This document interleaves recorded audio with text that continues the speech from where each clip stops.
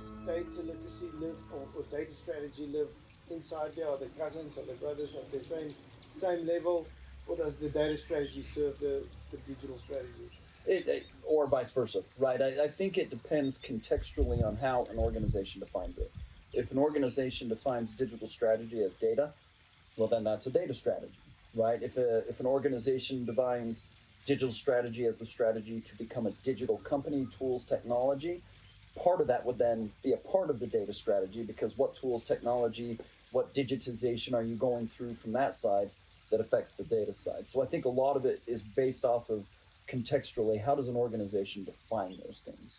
But if you were to define it like I would, digital strategy is going to be your transformation to digital, more technology driven. Your data strategy sits here. They're probably cousins or siblings, basically, that you can't do this one without sharing what you're doing with this one, or vice versa. They have to know what the other is doing. Yeah, I think it's who you ask, right? If you ask the marketing people, digital's all social media platforms, all of that type of stuff.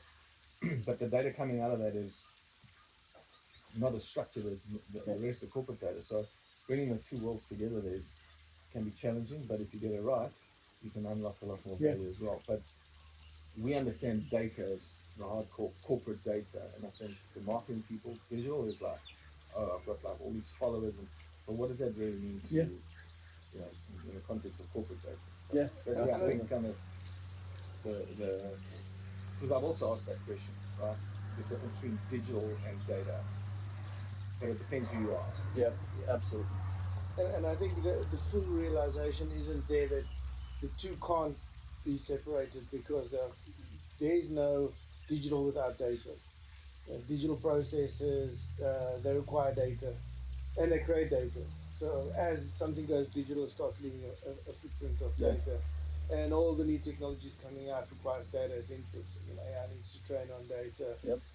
RPA needs data.